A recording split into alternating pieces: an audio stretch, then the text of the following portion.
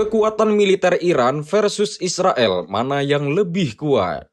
Perang bayangan mulai terang-terangan. Siapa yang lebih kuat, Iran atau Israel? Dalam bayang-bayang sanksi internasional dan diplomasi yang membara, Iran dan Israel kini masuk dalam babak baru konfrontasi militer. Kedua negara ini bukan hanya berseteru di panggung politik, tapi siap unjuk gigi di arena kekuatan tempur. Iran dengan kekuatan personel lebih dari 600.000 tentara aktif, menjaga satu negara dengan pasukan darat tersebut di kawasan. Di sisi lain, Israel tampil garang dengan teknologi militer kelas dunia, termasuk pesawat siluman F-35 Israel dan sistem pertahanan udara yang dijuluki tak tertembus Iron Dome. Di udara, Iran mengandalkan armada jet peninggalan era Soviet dan Cina. Sementara Israel melesat dengan jet tempur modern yang mampu menyerang tanpa melihat radar.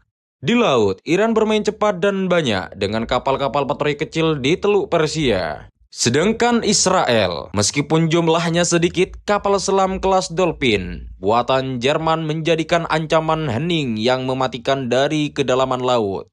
Di balik layar, Iran aktif di dunia proksi war melalui Hizbullah dan milisi Syiah. Tapi Israel punya dominasi siber dan intelijen kelas Mossad. Dalam hal ini, Iran unggul dalam jumlah, Israel unggul dalam presisi. Tapi dalam perang modern, satu klik bisa lebih mematikan daripada 1000 tentara. Iran atau Israel yang lebih unggul saat gencatan senjata tercapai. Setelah 12 hari berperang, Iran dan Israel sepakat gencatan senjata siapa yang lebih banyak meraih keuntungan dari perang ini. Iran dan Israel kini tengah menjalani gencatan senjata, saling serang rudal untuk sementara berhenti, tapi masih banyak ketidakpastian soal konflik itu. Termasuk apakah gencatan senjata akan mengarah pada perdamaian permanen? Selama 12 hari berperang, aksi saling serang terus dilakukan. Banyak kerusakan terjadi, ratusan nyawa melayang, ribuan terluka,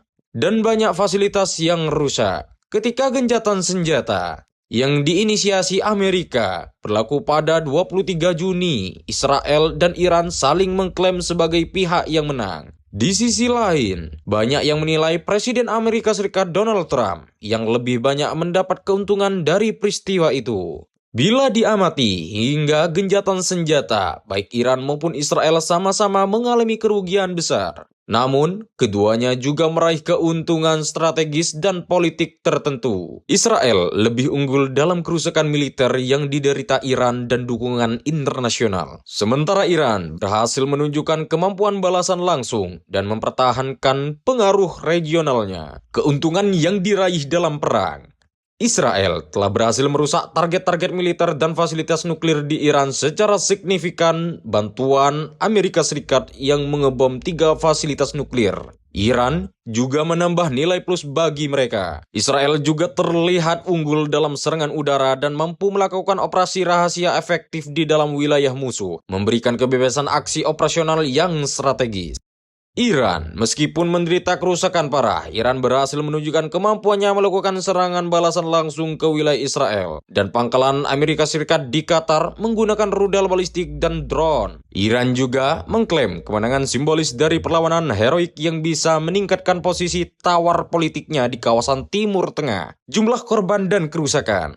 Israel, korban tewas di Israel mencapai 29 orang dengan lebih dari 1.200 luka-luka. Infrastruktur penting seperti kilang minyak Bazan dan Bandara Ben Gurion mengalami gangguan operasi, menyebabkan kerugian ekonomi harian sekitar 3 juta US dollar. Kerusakan bangunan dan infrastruktur akibat serangan rudal Iran juga cukup signifikan. Sedangkan Iran, korban tewas jauh lebih besar, sekitar 439 hingga 627 orang, termasuk kota militer dan ilmuwan nuklir terkemuka. Kerusakan para fasilitas nuklir di militer utama, sehingga personal ahli yang berpengaruh terhadap program nuklirnya. Kondisi dalam negeri masing-masing. Iran mengalami tekanan ekonomi berat akibat biaya perang yang diperkirakan mencapai lebih dari 325 triliun atau sekitar 20 miliar US dollar, termasuk pengeluaran militer, kompensasi, dan biaya rekonstruksi. Mobilisasi besar-besaran pasukan cadangan juga menimbulkan dampak sosial dan ekonomi. Sedangkan Iran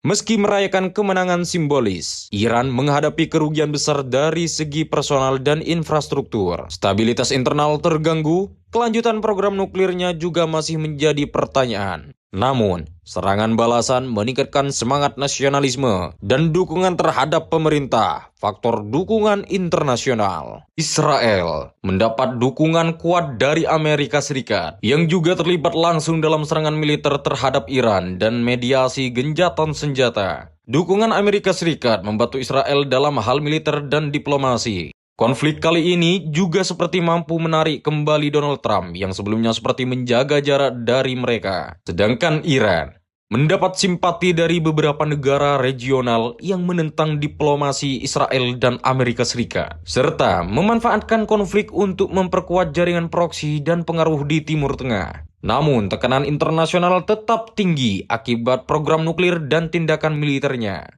Gencatan senjata Israel dan Iran masih terjaga. Namun, banyak pengamat menilai gencatan senjata itu bersifat rapuh. Konflik antara kedua negara masih mungkin meledak kembali menjadi aksi saling serang. Ikuti terus berita terkini, terpercaya, terabsolut di channel Perang Dunia Ketiga.